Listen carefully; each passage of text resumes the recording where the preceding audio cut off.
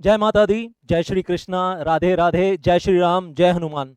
अगर अभी आपने सी एस ईट पास किया है और पास करने के बाद आप मूड बना चुके हैं, आप ऑलरेडी ओपिनियन बना चुके हैं कि आप पहले ग्रुप टू करेंगे और आप ग्रुप वन बाद में करेंगे, क्योंकि ग्रुप टू में 3 पेपर हैं, क्योंकि उसमें टाइम कम लगेगा, ग्रुप वन में ज़्यादा पेपर हैं, और आपको किसी यूट्यूब चैनल पे या किसी टीचर ने ऑलरेडी ये समझा दिया, तो एक यहाँ पर मैं बोलना चाहूँगा, 4 बहुत इंपॉर्टेंट बातें बताने जा रहा हूँ आपको कि ऐसा करने में क्या रिस्क हैं, क्या डेंजर्स हैं, और गाइडेंस देने वाला हूँ कि उसका सॉल्यूशन क्या है।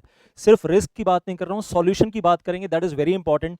आपको वो सॉल्यूशन इंप्लीमेंट करना है ताकि कल को आपके एग्जाम्स में आपको दिक्कत ना आए, आपकी ट्रेनिंग में, आपके प्रोफेशनल करियर में लॉन्ग टर्म आपको दिक्कत ना आए। तो वो प्रॉब्लम्स की बात भी करेंगे, रिस्क की बात भी करेंगे और सॉल्यूशंस की बात भी करेंगे। तो ये वीडियो आपको पूरा देखना है, और आपके जितने भी फ्रेंड्स, जितने भी भाई बहन, जो भी आपके जानकार हैं जो ऐसा कर रहे हैं, ग्रुप टू पहले कर रहे हैं, ग्रुप वन बाद में करेंगे, उन सबके साथ ये वीडियो ज़रूर शेयर करना, क्योंकि इतनी डिटेल में जो मैं समझा रहा हूँ as big brother, as mentor, कोई नहीं समझाएगा। मैं बता रहा हूँ, कोई नहीं समझाएगा। सब कहेंगे आओ बस पढ़ाई शुरू करते हैं, ना कोई रिस्क फैक्टर बताएगा, ना कोई उसके सॉल्यूशंस बताएगा। इसलिए पूरा वीडियो बहुत ध्यान से सुनना। सो ये क्या हम डिस्कस करने जा रहे हैं, इन चारों पॉइंट्स के बारे में, 1 2 3 4 जो स्क्रीन पे दिख रहे हैं। अभी मैं बहुत डिटेल में बात करूंगा, बहुत डिटेल में। So heavy discounts for limited time only, for limited time only.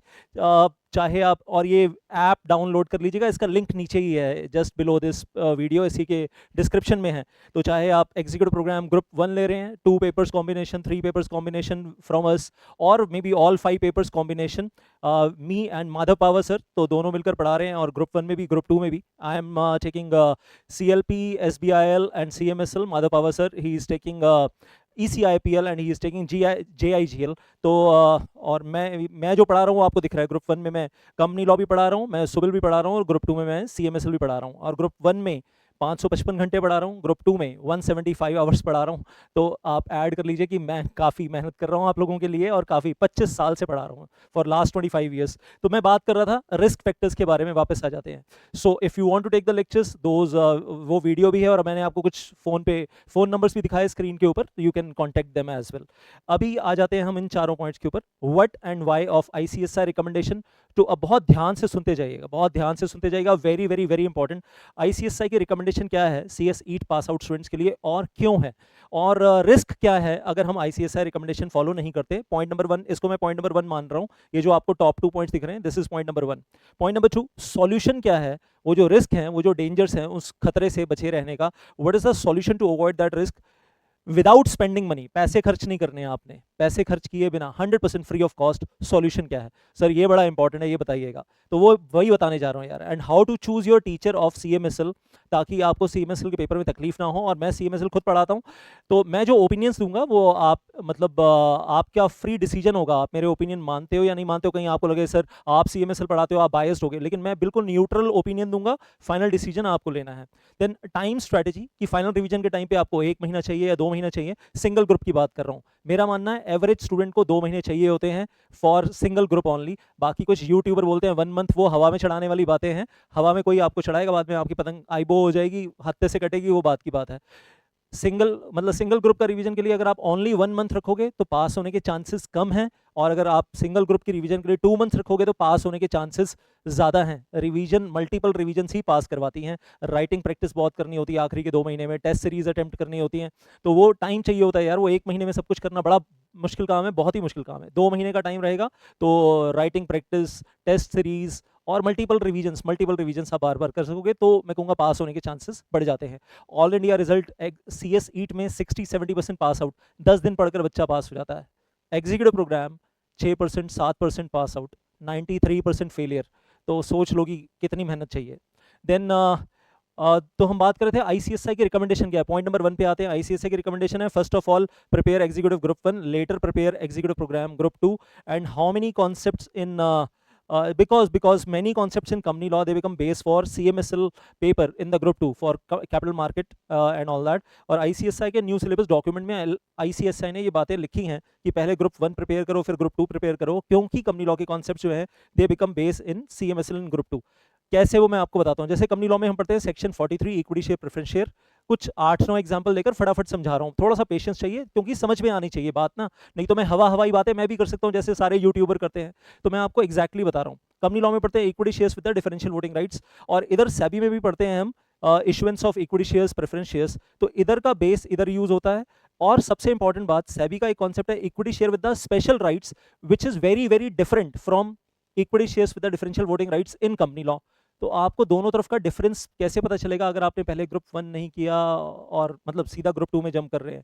Company law में जो स्वेट इक्विटी शेयर्स का कॉन्सेप्ट है और रूल्स बने हुए हैं उनमें कॉन्सेप्ट कुछ और चल रहा है। सेबी ने डिफरेंट कॉन्सेप्ट बना रखा है स्वेट इक्विटी शेयर्स का, और दोनों में आपस में डिफरेंशिएशन है। और कंपनी लॉ का जो सेक्शन 54 है वो तो इसका बेस बनता ही बनता है, वो तो सिक्योरिटी लॉ पढ़ते हैं तब वो भी पढ़ना पड़ता है, लेकिन उसके साथ फिर इधर रूल्स भी हैं। डिफरेंशिएशन हम तभी कर पाते हैं जब हमें दोनों तरफ की चीजें पता होती है। कंपनी लॉ के अंदर बहुत सारे कंपनी लॉ के टीचर्स यूट्यूब पे गलत पढ़ा रहे हैं, the difference between the private placement and preferential allotment, YouTube पे गलत कॉन्सेप्ट पढ़ा रहे हैं। और मैं कहता हूँ सेबी कहता है प्रेफरेंशियल अलॉटमेंट की गाइडलाइंस पढ़ो, वो इसके साथ कनेक्टेड है। जब आपका बेस ही ठीक नहीं बना होगा, आप प्रेफरेंशियल अलॉटमेंट की गाइडेंस रट्टा मारोगे और टीचर आपको रट्टू तोता बना देंगे, रट्टू तोता चटाएंगे आपको, चाट लो, बेस नहीं बना होगा कंपनी लॉ का। देन बायबैक, सबसे बड़ी चीज, सबसे बहुत इंपॉर्टेंट पॉइंट, कंपनी लॉ में बायबैक जो मैं पढ़ाता हूँ 6-7-8 घंटे लगते हैं, कॉन्सेप्ट ही अलग चल रहे हैं, लिमिट्स अलग चल रही हैं जो बायबैक की लिमिट्स हैं, और सेबी का बायबैक रेगुलेशन है उसकी लिमिट्स अलग चल रही हैं। कंपनी लॉ पढ़ाने वाले टीचर्स को सिक्योरिटी लॉ का नहीं मालूम, सिक्योरिटी लॉ पढ़ाने वाले टीचर्स को कंपनी लॉ का नहीं मालूम। दोनों का डिफरेंस क्या है ये वही बता सकता है जो टीचर दोनों पढ़ा रहा है। मैं तो दोनों पढ़ाता हूँ, कंपनी लॉ भी और सेबी भी। 8 घंटे इधर लगते हैं, 8 घंटे इधर लगते हैं, डिफरेंस भी बताना पड़ता है। तो वो सारे डिफरेंसेस कैसे पता चलेंगे। और कल को आप लिस्टेड कंपनी में जाओगे ट्रेनिंग करने के लिए, तो आपको कंपनी लॉ भी आना चाहिए और आपको सेबी रेगुलेशन भी आनी चाहिए, नहीं तो बॉस से डांट पड़ेगी, मार तो नहीं पड़ेगी मैं कहूँगा, लेकिन जो झाड़ पड़ेगी, जो डांट पड़ेगी, वो मार से कम नहीं होगी यार, ये भी पक्की बात है। जब बॉस मुंह फैलाकर डांटेगा ना तो मूड खराब हो जाएगा, पूरा दिन खराब हो जाएगा, डिप्रेशन आएगा कि क्या हो गया हमारी ज़िंदगी में हमारे साथ। तो कंपनी लॉ में बायबैक पढ़ते हैं 8 घंटे, लिमिट्स कुछ और हैं, और यहाँ पर हम जब बायबैक पढ़ते हैं लिमिट्स कुछ और हैं, बेसिक मतलब चीज़ों में ही बहुत फ़र्क है। एंड देन वो तभी हो सकता है जब आपका कंपनी लॉ पहले क्लियर हो, फिर आप सेबी पढ़ें और फिर दोनों को कोरिलेट करें। ईसोप, यहाँ कहानी कुछ और चल रही है कंपनी लॉ में ईसोप रूल्स में, और यहाँ सेबी की कहानी ईसोप रेगुलेशंस में कुछ और चल रही है। कंपनी लॉ में बढ़िया बात, ऑफर फॉर सेल और ऑफर ऑफ सेल, कुछ टीचर गलत पढ़ा रहे हैं, कुछ टीचर सही पढ़ा रहे हैं, सेक्शन 25 वर्सेस सेक्शन 28। और सेबी कहता है ऑफर फॉर सेल, हम तो ऑफर फॉर सेल और ऑफर ऑफ सेल दोनों को ना सेम ही मानते हैं, और कंडीशन लगा रखी है एक सेबी ने वहाँ एक कंडीशन। कंपनी लॉ में कंडीशंस कुछ और हैं, सेबी ने कंडीशंस कुछ और लगाई हैं, और दोनों कंडीशंस डिफरेंट हैं।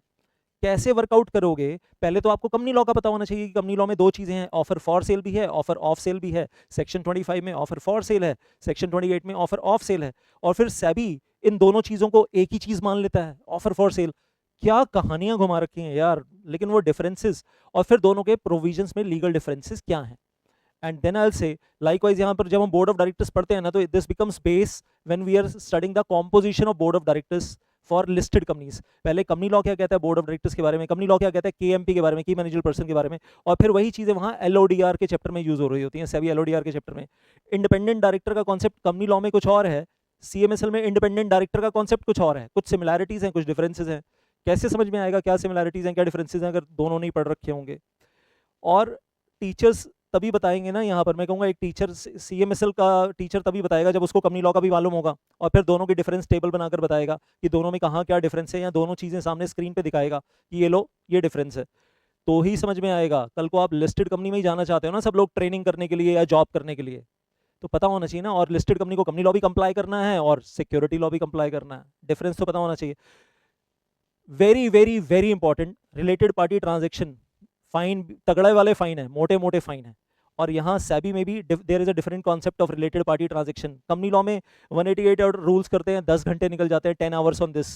सेबी के अंदर तकरीबन 2.5 घंटे लगते हैं मुझे ये रिलेटेड पार्टी ट्रांजैक्शन की एक सिंगल रेगुलेशन करवाने में, 2.5 आवर्स। लेकिन दोनों के कॉन्सेप्ट में बहुत ज़्यादा फर्क है, बहुत ज़्यादा। वो मैं तभी बता सकता हूँ जब मैं कहता हूँ कि आपने कंपनी लॉ में ये पढ़ा होगा, फिर आपने सिक्योरिटी लॉ में अब ये पढ़ा है, और मैं तो मेरे सिक्योरिटी लॉ के बैच में बताता भी हूँ, सिक्योरिटी लॉ के बैच में मैं बताता हूँ कि देखो कंपनी लॉ में ये था और सिक्योरिटी लॉ में हम ये पढ़ रहे हैं, और ये डिफरेंट पॉइंट्स हैं, ये 5 6 7 8 पॉइंट्स ये डिफरेंट हैं कंपनी लॉ में और सिक्योरिटी लॉ में, क्या सिमिलैरिटीज़ हैं क्या डिफरेंसेस हैं, समझ में आना चाहिए भाई। When you are a training क्योंकि आपको सिर्फ खाली एग्जाम थोड़ा ना पास करने की, चाट के गए, रट्टा मार के गए, एग्जाम पास कर लिया। कल को ट्रेनिंग में जाओगे, इंटरव्यू में ये सारी बातें पूछेंगे, इंटरव्यू में ही अगर ये बातें पूछ ली, आपको आती नहीं, रिजेक्ट हो जाओगे। पर चांस नहीं पूछा, इंटरव्यू में सिलेक्ट हो गए, ट्रेनिंग में भूत बना देगा बॉस आपका कि तुम्हें ये नहीं आता, जाओ पढ़ कर आओ, तुम गधे हो। पता मतलब एग्जैक्टली ये वर्ड्स नहीं होंगे, लेकिन जो बोला जाएगा, जो डांट पड़ेगी, वो भाई फिर ये होगा मतलब चुल्लू भर पानी में डूब मरने वाली हालत हो जाए, ऐसी वाली चीज़ हो जाएगी। सेक्रेटेरियल ऑडिटर एंड यहाँ कुछ कॉन्सेप्ट चल रहा है, उसका बेस भी हम यहाँ LODR में यूज़ कर लेते हैं, सेबी LODR में। Audit committee, nomination remuneration committee, stakeholder relationship committee. Company law में कॉन्सेप्ट कुछ और है, सेबी ने कॉन्सेप्ट कुछ और बना रखे हैं, डिफरेंट कॉन्सेप्ट बना रखे हैं। वही कॉन्सेप्ट इधर मतलब इधर भी पढ़ना है, इधर भी पढ़ना है, लेकिन आप डिफरेंशिएट तभी कर पाओगे जब आप दोनों तरफ पढ़ोगे। एंड देन कंपनी लॉ में investor education protection fund, SEBI का इन्वेस्टर प्रोटेक्शन एजुकेशन फंड, दोनों फंड्स अलग है, डिफरेंट है, etcetera etcetera etcetera etcetera etcetera. जब मैं 380 घंटे कंपनी लॉ पढ़ाता हूँ और जब मैं 175 घंटे CMSL पढ़ाता हूँ, बहुत सारे डिफरेंसेस बताता हूँ। तो सर ये तो बहुत बड़ा मतलब पॉइंट है कि अगर हम रिस्क फैक्टर क्या है, अगर हम ये उल्टा कर रहे हैं और हम ये सब कुछ पहले पढ़ रहे हैं, ये बाद में पढ़ रहे हैं, तो वो डिफरेंसेस हमें कौन बताएगा? अगर सिर्फ हमने कंपनी ये सिक्योरिटी लॉ वाला रट्टा मार लिया एग्जाम में जाने के लिए, और रट्टू तोते की तरह एज पैरट हम रट के चले गए, एग्जाम में लिख भी आए, और CMSL के टीचर ने डिफरेंस नहीं बताया, तो सर ये तो बड़ी तकलीफ हो जाएगी। कल को ट्रेनिंग में क्या करेंगे, बहुत तकलीफ होगी। सॉल्यूशन क्या है? और एग्जाम में भी, अच्छा बाद में कंपनी लॉ पढ़ेंगे ना, कंपनी लॉ वाला टीचर जो बाद में कंपनी लॉ पढ़ा रहा है, वो कहेगा मैं डिफरेंस क्यों बताऊं, क्योंकि CMSL तुमने ऑलरेडी पढ़ लिया, अब डिफरेंस अपने आप सोचो। कंपनी लॉ पढ़ाने वाला टीचर डिफरेंसेस नहीं बताएगा कंपनी लॉ पढ़ाते समय, कि भाई जब CMSL पढ़ोगे तब डिफरेंसेस देख लेना। CMSL आप पहले पढ़ चुके, और CMSL वाले टीचर ने डिफरेंसेस बताए ही नहीं। रिस्क है, डेंजर है, ऐसा हो सकता है।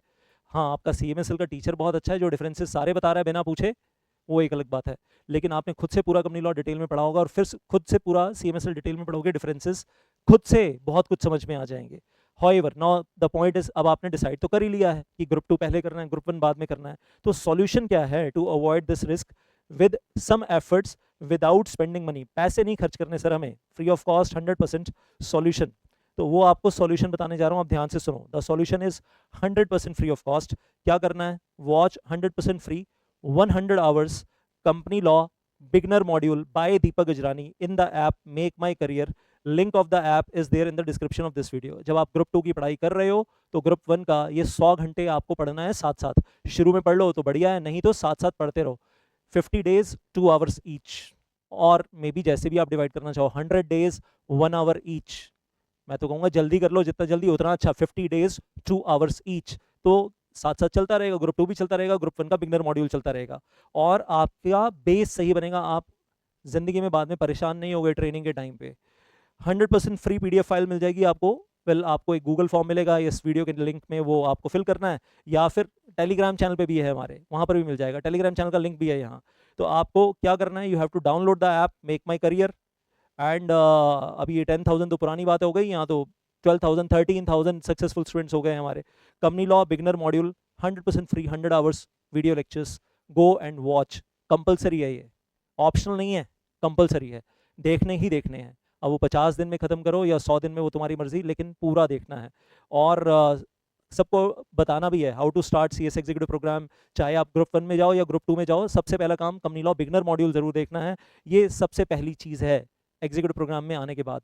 एंड देन आई से, और इसके लिए 100% फ्री PDF भी मिल रही है, और ये 10 से 12 दिन में, कई पहले तो मैं कहता था 10-12 दिन में ख़त्म कर लो, शुरू में ही टाइम लगा लो सारा। आप शुरू में नहीं लगा सकते, कोई बात नहीं, आप धीरे धीरे 2-2 घंटे करके देख लो, लेकिन देख लो पूरा, छोड़ना नहीं है कि हम जनवरी में करेंगे, ऐसे नहीं करना, फिर बहुत परेशान होगे।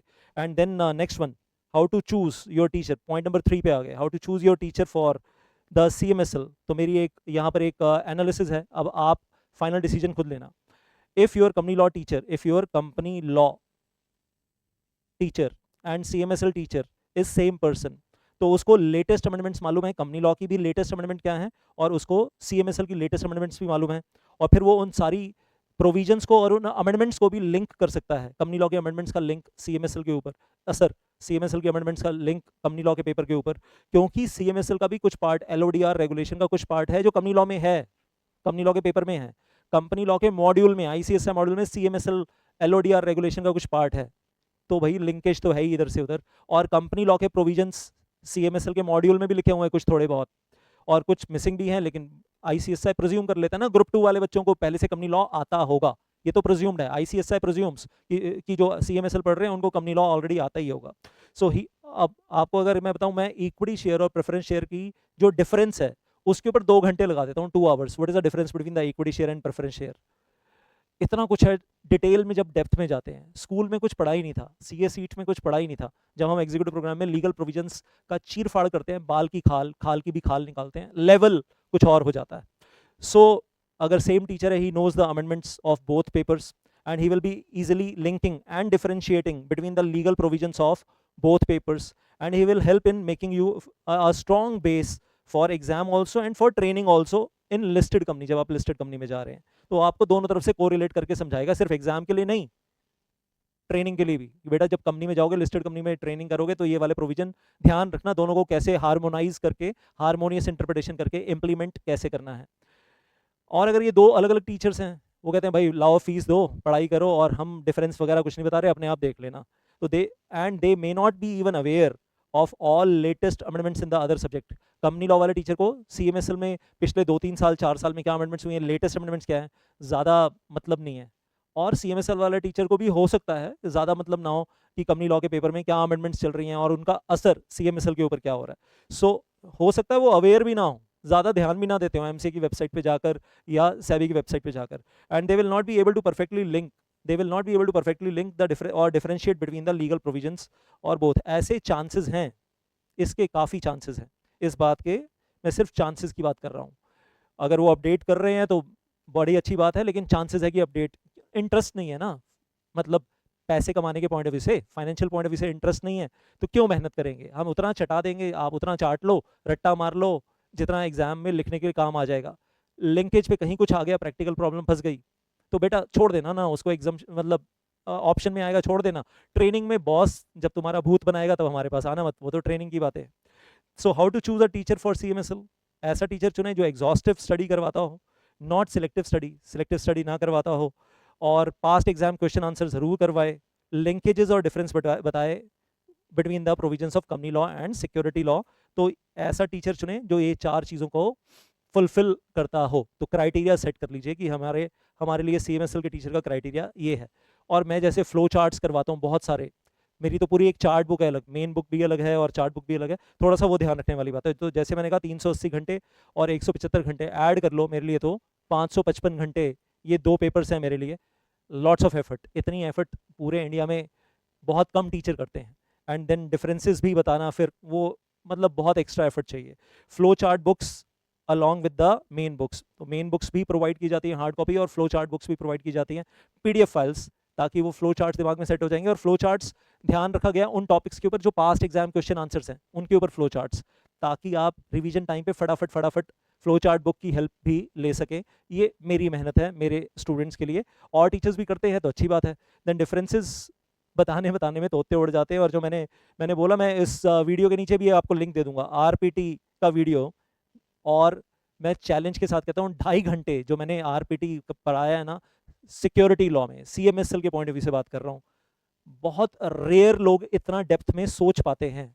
बोलना तो बड़ी दूर की बात है, सोच पाते हैं। उतनी डेप्थ में जाने के लिए, सोचने के लिए बड़ा दम चाहिए। सो वेल आई से तो लेवल ही कुछ और है, और वो वीडियो यूट्यूब पे बहुत टाइम से है। I will give the link of that video under this video as well. तो company law one side 380 hours, CMSL the other side 175 hours, and well बहुत मेहनत है। So final decision is yours, as I said, मैं बोल ही रहा हूँ, आपको सोचना है कि आपको टीचर का चुनाव कैसे करना है। आखिरी पॉइंट पे आ जाते हैं, टाइम स्ट्रेटेजी। और मैंने आपको पहले बोला, एक एवरेज स्टूडेंट को सिंगल ग्रुप रिवाइज करने के लिए 2 महीने का टाइम चाहिए होता है, जिसमें मल्टीपल रिविजन्स करनी होती हैं, एग्जाम के लिए राइटिंग प्रैक्टिस करनी होती है पास्ट एग्जाम क्वेश्चन आंसर्स की, और उसके साथ साथ मैं कहूँगा टेस्ट सीरीज वगैरह अटेम्प्ट करनी होती है। तो टाइम लगता है यार उसके अंदर। और मैंने प्रीवियस वीडियो में जैसे बताया 4 ऑप्शन है टाइम स्ट्रैटेजी को लेकर। आपके एग्जाम दिसंबर 24 या जून 25 में है, तो मैं एक बार फटाफट रिकैप कर देता हूँ with in 1 minute. Time strategy, अभी जो आपके पास टाइम अवेलेबल है, अब तो मैं कहूँगा 25 जुलाई से लेकर 19 दिसंबर तक अप्रॉक्सीमेटली 5 महीने अभी हैं, और फिर जून एग्जाम से पहले 5 महीने तब भी होंगे आपके पास। तो अभी भी 5 महीने हाथ में हैं, बाद में भी 5 महीने हाथ में होंगे। स्ट्रैटेजी नंबर 1, ग्रुप 1 पहले करो, ग्रुप 2 बाद में करो। स्ट्रैटेजी नंबर 2, ग्रुप 2 पहले करो, ग्रुप 1 बाद में करो। लेकिन दोनों तरफ हैं 5-5 महीने, तो टाइम एडवांटेज कुछ नहीं है आपको, कि ये पहले कर लें ये बाद में कर लें, हैं दोनों तरफ 5-5 महीने। ग्रुप 1 बाद में भी करेंगे तो ग्रुप 1 के लिए 5 महीने ही मिलेंगे, ऐसा नहीं कि 6 महीने मिल जाएंगे, ऐसा तो है नहीं। और फिर स्ट्रैटेजी 3 कि अभी दिसंबर स्किप करते हैं, जून में बोथ ग्रुप्स देंगे। स्ट्रैटेजी 4 कि अभी हम सीधा सर जून में ग्रुप 1 ही देंगे, 1050 आवर्स पढ़ना है और फिर उसके बाद रिवाइज करना है, मल्टीपल रिवीजन्स। तो ग्रुप 1 में 4 पेपर, ग्रुप 2 में 3 पेपर। ग्रुप 1 में ICSI की रिकमेंडेशन अपनी जगह है, वो हमें मालूम है, लेकिन ग्रुप 1 में जो 4 पेपर हैं 1050 आवर्स, ग्रुप 2 में जो 3 पेपर हैं 650 आवर्स, तो 400 घंटे का फ़र्क तो है ही मेहनत का। लेकिन जैसे मैं कह रहा हूँ 5 महीने इधर है 5 महीने उधर है, तो ग्रुप 1 पहले ना करेंगे बाद में करेंगे तो अल्टीमेटली मिलेंगे आपको सिर्फ 5 महीने रिवाइज करने के, मतलब पढ़ने के लिए, रिवाइज करने के लिए। और 14 अक्टूबर का पहला टारगेट है हमारे पास कि 14 अक्टूबर तक, या 14 अक्टूबर नहीं तो 19 अक्टूबर तक सिलेबस ख़त्म कर लें, और फिर 19 अक्टूबर से लेकर 19 दिसंबर 2 महीने मिलेंगे रिवाइज करने के लिए। तो 19 अक्टूबर की डेडलाइन ले लो आप हाथ में। तो अभी आप मतलब you are nearing, well I say अभी 25 जुलाई से मान लो, 24 जुलाई से मान लो, एंड दैट 24 जुलाई से 19 अक्टूबर या 25 जुलाई से 19 अक्टूबर, this is first thing in your hands. तो ग्रुप 1 पहले करेंगे तो भी, और एक हार्ड ट्रुथ है, मई में जो पास हो गए CS सीट ऑलरेडी पहले से पढ़ाई शुरू कर चुके हैं, वो लोग, उनकी रेलगाड़ी आगे निकल चुकी है और उन्हीं के साथ कंपटीशन है। और जो लोग जनवरी में CS सीट पास कर चुके तब से पढ़ाई कर रहे हैं अभी तक, और उनका पहला अटेम्प्ट ही दिसंबर में आ रहा है, उनके साथ भी कंपटीशन है। लेकिन इसको अपने फेलियर का बहाना नहीं बनाना है, दिसंबर 24 छोड़ना नहीं है, मैं तो कहूँगा देना ज़रूर है। और ग्रुप 2 पहले दे रहे हैं, तो जो मैंने बताया 100 घंटे एक्स्ट्रा बर्डन, मान लो कि 650 घंटे ग्रुप 2 के हैं, तो 100 घंटे और ऐड कर लेते हैं। CMSL वो साथ साथ है, 750 घंटे, वो रिवाइज तो नहीं करना पड़ेगा आपको, कंपनी लॉ बिगनर मॉड्यूल के 100 घंटे वो रिवाइज नहीं करना पड़ेगा आपको, लेकिन वेल एक बार तो पढ़ना पड़ेगा आपको, वो टाइम निकालना ही पड़ेगा बेस बनाने के लिए। And then I will say moving on further, so qualified company secretaries भी जब मेरे वीडियोस लेते हैं, national highway authority of India, and there are people जिनको 17-17 18-18 साल के एक्सपीरियंस है, वो बोलते हैं सर इतना डिफरेंस कंपनी लॉ में और सिक्योरिटी लॉ में कोई बारीकी और बाल की खाल के साथ नहीं समझाता जितना दीपक इजरानी सर समझाते हैं। तो वो जब क्वालिफाइड लोग अप्रिशिएट करते हैं ना, तो और ज़्यादा मज़ा आता है मुझे। And then so option 2 when we are talking about that, तो आपके सामने है ही ग्रुप 2 पहले, ग्रुप 1 बाद में, लेकिन 5 महीने ही इधर हैं 5 महीने उधर हैं, ये कंप्लीट पिक्चर है आपके पास। आपको ग्रुप 1 बाद में करने में, मैं फिर से बोल रहा हूँ, ऐसा नहीं कि ग्रुप 1 बाद में करोगे तो आपको 5 के बजाय 6 महीने मिलेंगे, ऐसा तो है नहीं, मिलेंगे तो आपको 5 महीने ही, चाहे आप बाद में करो। और अभी 650 घंटे के साथ 100 घंटे ऐड कर लो कि 19 अक्टूबर तक का टारगेट है, 750 घंटे के वीडियो लेक्चर्स कंप्लीट करने हैं, that is there. So and option 3, sir हम तो बहुत ग्रुप्स देंगे, एक ही बार देंगे जून 2025 में, लेकिन वहाँ पर भी डेंजर। और अभी सर हम 14 जनवरी तक सिलेबस खत्म कर लेते हैं, 14 जनवरी से 31 मई रिवीजन मारेंगे, और उसमें बस प्रॉब्लम ये है कि रिस्क फैक्टर बढ़ जाता है, पास परसेंटेज और कम हो जाती है बहुत ग्रुप्स की, जो बच्चे बहुत ग्रुप्स दे रहे हैं। और एक प्रॉब्लम और आती है बहुत ग्रुप्स देने वालों को, 7 डेज 7 पेपर, और एक लाइन में कॉन्टिन्यूटी में, बीच में संडे ऑफ जरूर मिलेगा जून में भी, लेकिन CA वालों की तरह नहीं है कि एक दिन पेपर एक दिन छुट्टी, एक दिन पेपर एक दिन छुट्टी। सिंगल ग्रुप देने वालों को ये फ़ायदा है, ICSI भी देता है CS इंस्टीट्यूट में, कि एक दिन पेपर एक दिन छुट्टी, एक दिन पेपर एक दिन छुट्टी, फिर एक दिन पेपर एक दिन छुट्टी। So that is how it is. लेकिन बहुत ग्रुप्स देने वाले तो फिर फंस जाते हैं। और ICSI पिछले 2 अटेम्प्ट्स में न्यू सिलेबस में 25 AIR भी पूरे नहीं निकाल पाया न्यू सिलेबस के अंदर। तो बहुत सारे स्टूडेंट्स बहुत ग्रुप्स के लिए इनिशियली जाते हैं, बाद में सिंगल ग्रुप पे स्विच हो जाते हैं, प्रेशर हैंडल नहीं कर पाते हैं। वो सारी चीज़ें देख लेना आप, राइटिंग प्रैक्टिस, रिवीजन 7 पेपर्स की बहुत हैवी हो जाती है। और यूट्यूब पे फट्टे चढ़ाने वाले बहुत हैं यार, फॉल्स मोटिवेशन देने वाले बहुत हैं, लेकिन आपको सेल्फ असेसमेंट करना है, क्या आप हैंडल कर पाओगे।